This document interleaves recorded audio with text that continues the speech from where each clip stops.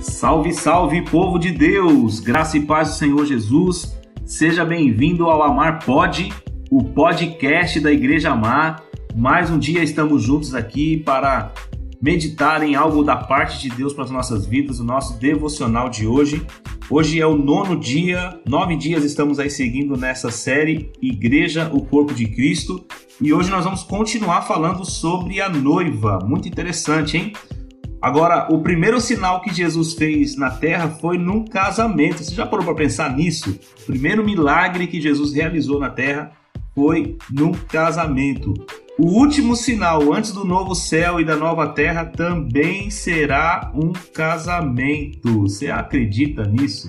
Que coisa linda, não é? Então a Bíblia ensina que haverá o casamento do Cordeiro. Olha só que tremendo. Por isso que é muito importante a gente refletir nessas figuras de linguagem que a Bíblia nos ensina, nos traz aqui.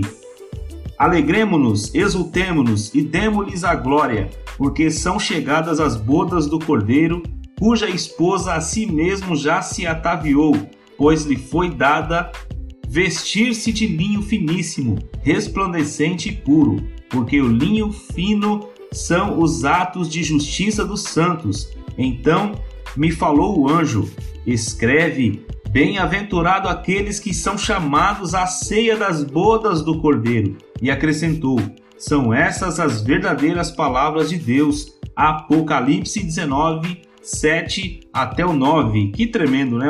O próprio Senhor Jesus está preparando a igreja como sua noiva para o dia especial das bodas do Cordeiro, que nada mais é do que o grande dia do casamento. Estaremos nos unindo com o Senhor eternamente. Por isso é importante nós estarmos atentos. Efésios 5, como a gente leu ontem, retomando aqui a nossa leitura, diz assim: maridos, amai vossa mulher como também Cristo amou a igreja e a si mesmo se entregou por ela, para que a santificasse, tendo-a purificado por meio da lavagem da água pela palavra, para a apresentar a si mesmo igreja gloriosa, sem mácula nem ruga, nem coisa semelhante, porém santa e sem defeito.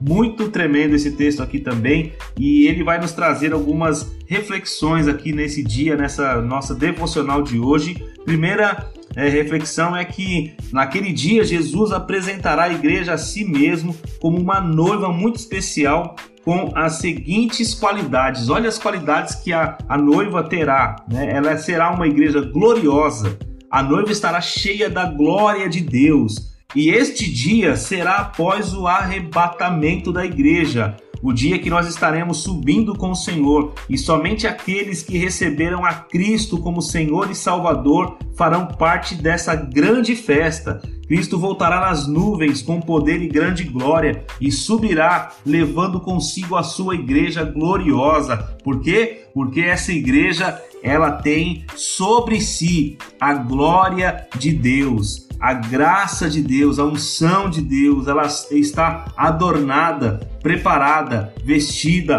pronta para se encontrar com o seu Senhor. Outra característica aqui que a gente vê, outra qualidade da noiva, é que ela é uma igreja sem mácula, conforme o texto nos diz. A noiva não poderá ter qualquer mancha. A palavra para imaculada é a mesma utilizada para o sangue de Jesus em Hebreus 9,14, que diz assim: muito mais o sangue de Cristo, que pelo Espírito eterno a si mesmo se ofereceu sem mácula a Deus, purificará a nossa consciência das obras mortas para servirmos ao Deus vivo. O mesmo Jesus, no caso, que se ofereceu sem mácula, ou seja, sem mancha, sem nenhum tipo de pecado, sem nenhum tipo de vaidade, sem nenhum tipo de pecado, essa noiva também será completamente pura, pois o próprio Senhor Jesus é quem a santifica. Por isso que a gente entende na palavra do Senhor que não entrará no céu o corpo corruptível. O próprio apóstolo Paulo trabalha essa ideia na epístola de Coríntios.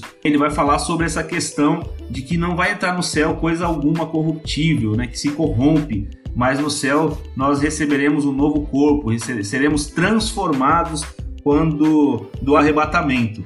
E aí, nesse novo lugar, não vai ter como a gente pensar em pecado, não vai ter como a gente estar debaixo dessa amarração do pecado. Outra característica que a noiva ela tem como igreja, outra qualidade que a igreja do Senhor tem, é que ela é uma igreja sem ruga ou coisa semelhante. Enquanto mácula fala de mancha ou de alguma coisa que está atrapalhando ali a pureza da noiva, a Bíblia ensina que antes de subir com Cristo, a igreja terá uma transformação substancial.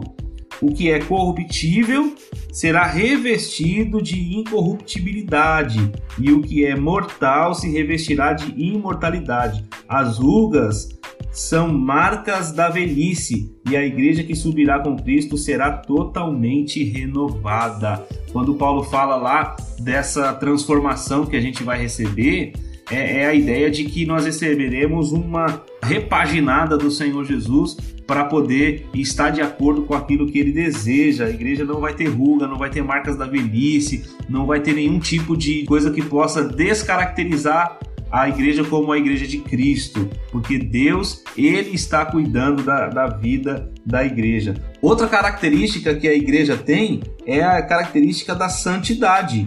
Uma qualidade aqui da igreja. A igreja, ela é santa. Santidade é a característica básica e inerente a Deus. A Bíblia afirma que Deus, ele é santo e nele não pode haver qualquer tipo de pecado. Por isso, a noiva de Cristo tem que ser totalmente santa. E isso só pode acontecer, meu irmão, minha irmã, pelo poder do sangue de Jesus Cristo, que limpa e purifica todo o nosso pecado, e pela obra do Espírito Santo de Deus, que a cada dia vai nos convencendo desses pecados, vai mostrando para nós o caminho de Deus, e a gente vai trilhando esse caminho em santidade, um processo de santificação sem o qual ninguém verá a Deus. Outra e última característica aqui é que essa igreja é sem defeito. É a igreja sem defeito. A noiva de Cristo tem que ser perfeita, perfeição. Não pode haver nenhum defeito nessa noiva. E aí você vai parar e vai pensar assim, mas como pode ter uma igreja perfeita se ela é composta de pessoas pecadoras, embora redimidas, mas ainda assim imperfeitos e pecadores? Essas qualidades da igreja somente são possíveis por uma operação especial de Deus, meu irmão. Não se esqueça disso. É Ele mesmo quem prepara a sua igreja.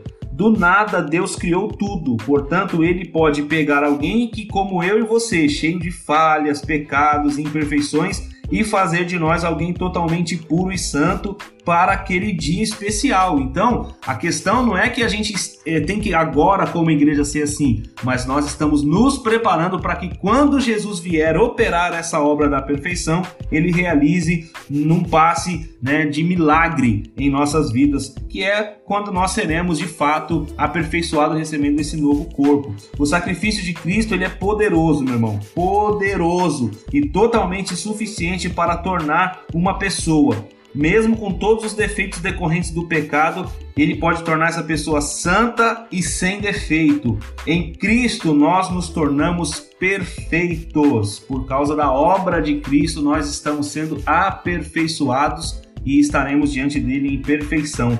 Paulo ensina em 1 Coríntios 15 que na nossa ressurreição estaremos com um corpo glorificado, igual ao de Cristo após a sua ressurreição.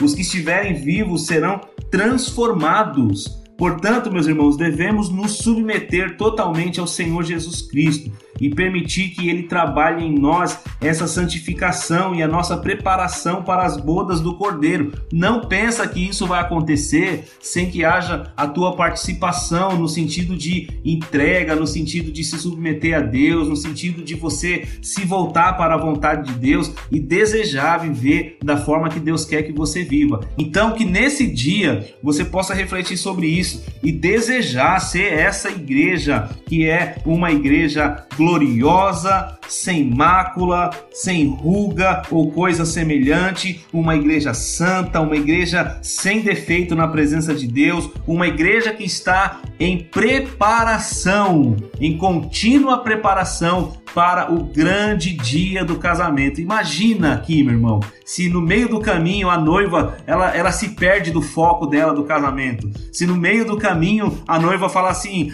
eu vou fazer isso ou aquilo, e ela muda o foco. Imagina isso. Então a gente precisa estar focado no que nós desejamos, que é estar com Cristo eternamente. Irmão, se já é uma bênção estarmos na presença de Deus aqui, no meio desse mundo tão pecaminoso, tão complicado, imagina isso, irmãos, quando nós estivermos diante da presença de Deus eternamente, em total santidade, em total perfeição, diante da presença de um Deus tão glorioso. Como isso vai ser bom? Então eu quero encorajar você, meu irmão, você, minha irmã, a não desanimar, não deixar com que as coisas desse mundo te enfraqueçam, te façam, desistir do projeto de Deus para sua vida, que é você viver eternamente com Deus. Eu quero orar com você nesse dia e pedir para que Deus te abençoe em nome de Jesus. Vamos orar, curva a sua cabeça, vamos falar com o Senhor. Pai, em nome de Jesus, eu oro para que a igreja a cada dia busque a santidade de Deus. Eu oro para que a igreja ela esteja a cada dia, Senhor, comprometida com a Tua palavra, que a cada dia ela esteja comprometida com o Teu princípio da fé. Senhor, eu oro para que a igreja ela opere santificação na vida das pessoas, através do contato, através do convívio, que as pessoas operem a santificação na vida umas das outras, ajudando uns aos outros a se tornarem melhor, a crescer na graça e no conhecimento. Nós oramos que o Teu Espírito, Senhor, esteja trabalhando nas nossas vidas, nos fazendo ser melhores a cada dia, nos fazendo, Senhor, crescer na graça do Senhor. Eu oro para que a igreja, Senhor, ó Deus, ela esteja preparada para a volta de Cristo, Senhor. Nós queremos estar preparados, queremos estar atentos, prontos, aguardando esse grande dia. Esse é o desejo do nosso coração. Como igreja do Senhor, nós te louvamos, Deus, e te exaltamos em nome de Jesus. Amém. Glória a Deus. Que o Senhor te abençoe, que o Senhor te guarde, que o Senhor faça resplandecer a sua glória sobre a sua vida, a sua face sobre ti, e que Ele te dê a paz de Deus que excede todo entendimento. Esse é o desejo do nosso coração nesse dia. Vai na paz, em nome de Jesus. Amém.